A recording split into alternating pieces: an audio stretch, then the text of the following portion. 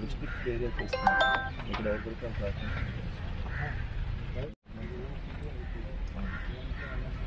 Height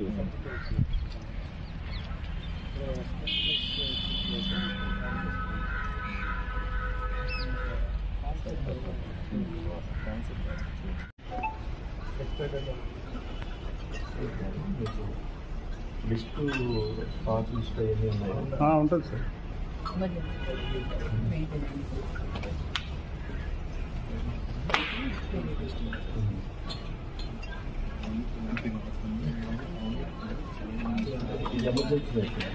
మామూలుగా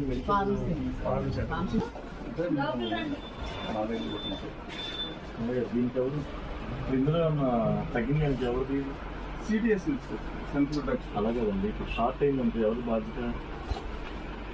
మనం ఇప్పుడు అయిపోయింది అనుకున్న వెంటనే ఏంటంటే పెట్టాలి. అలాగే అండి, ఇప్పుడు మీ దగ్గర తీసుకున్నాయి, ఇప్పుడు షార్ట్ అయింది. నాకు ఎంత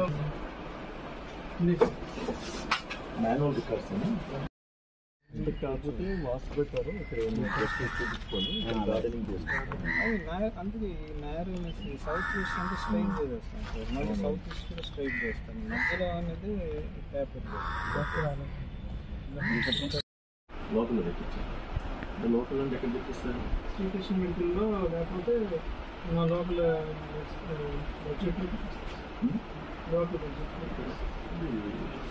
బయట కూడా తెప్పించచ్చా? లోకల్లో లోకల్దే ఉన్నట్టుంది సార్. అది పర్సంటేజ్ అంటే మన దగ్గర లేని ఏదో పర్సంటేజ్ జీఎంగా డ్రగ్స్ తెలుస్తుంది.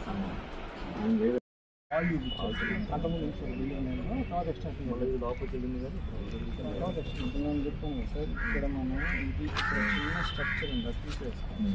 10 meters ఇంకొక 10 feet లోపల తీస్తాం. ఇక్కడ మళ్ళీ ఈ ప్రాపర్టీ ఉంది కదా, ఇదంతా రోడ్. ఇక్కడ ఒక 8 meters తీసుకుని ఇలా తీసుకొని ఇక్కడ కలిపేస్తాం. ఇదంతా ఓపెన్ అప్ అయిపోతుంది. ఇక్కడ మళ్ళీ కొంచెం స్ట్రైట్ ఇచ్చేస్తే ఇది కరోఫేర్. ఇదంతా మనం గ్రిల్స్ ఇచ్చేస్తాం.